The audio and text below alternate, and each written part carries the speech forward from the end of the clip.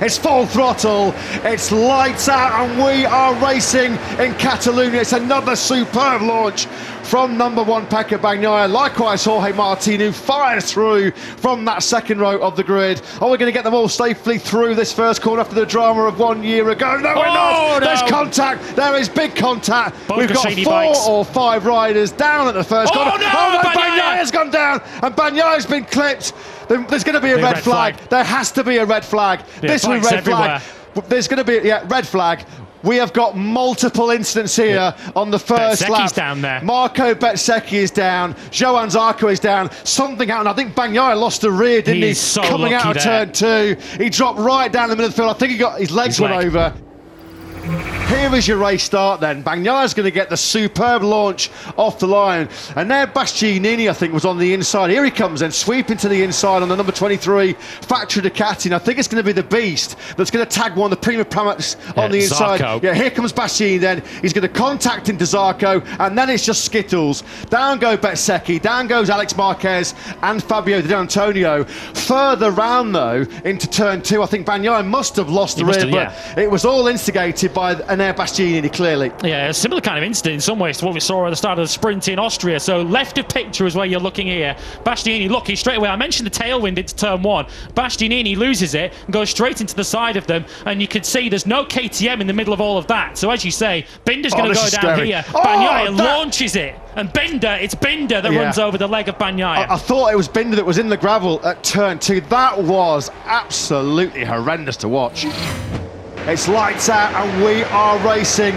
Jorge Martin again powers away on that Prima Prama Ducati, and he eases on through Miguel Oliveira on this high-speed run down to the first corner. Let's hope they all make it through safely this time around. They all look a little bit more cautious, a little bit more hesitant, don't they, on the brakes. They are all thankfully through that highly dramatic first corner, and it is Jorge Martin that leads the way. Viñales second, Aleix Espargaro in third. The KTM that got away best that time was actually Jack Miller. He's the leading KTM on the 43 from what was effectively 11th on the grid. He's in fifth, just ahead of his teammate Brad Binder. There's Viñales then, that's aggressive, isn't it? We don't see this very often from Maverick Viñales, wasting no time whatsoever in hitting the front on that fast front to turn number 4 on the inside of Jorge Martin, the top gun in top spot.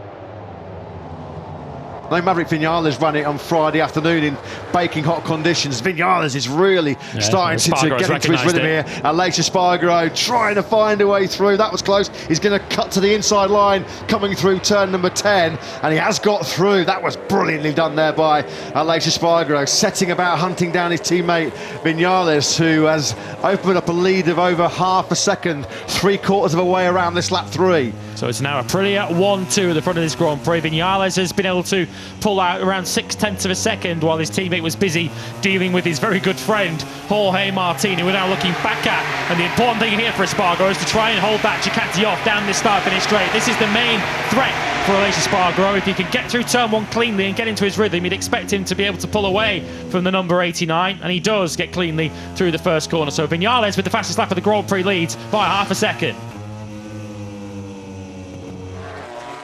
Here comes Miguel Oliveira.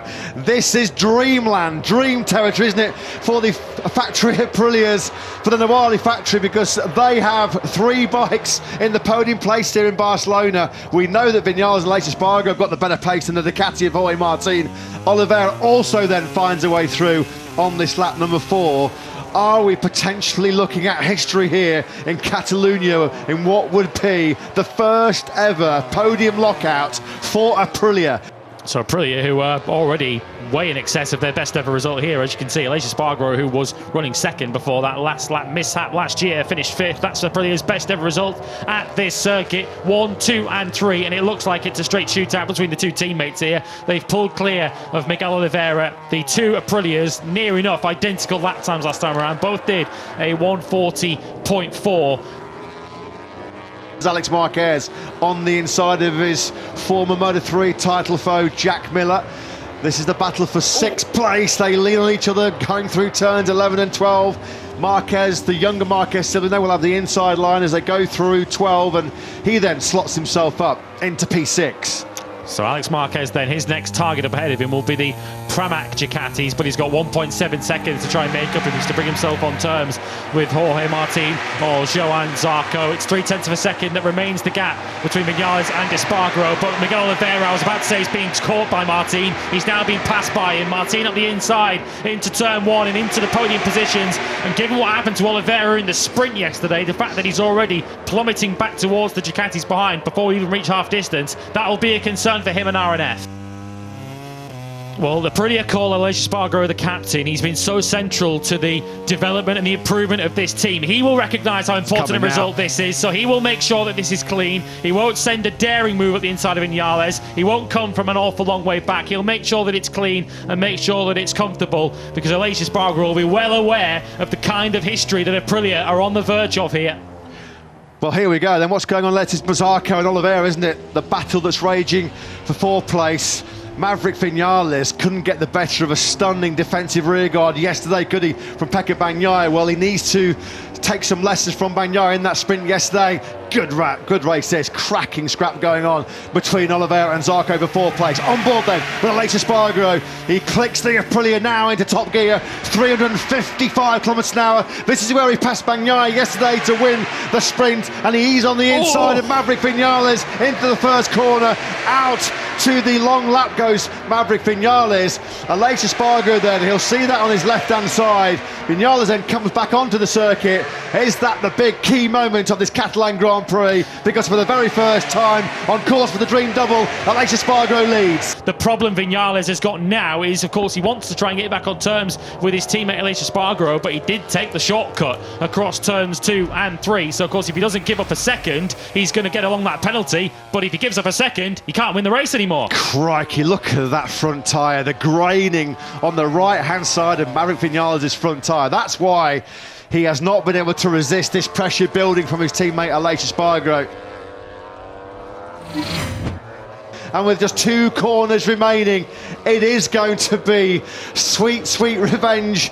Home sweet home for Aleix Espargaro as he completes the Dream Double here in Barcelona. It's an historic Aprilia 1-2 as well. Aleix Espargaro wins his home Grand Prix by just under 0.4 of a second.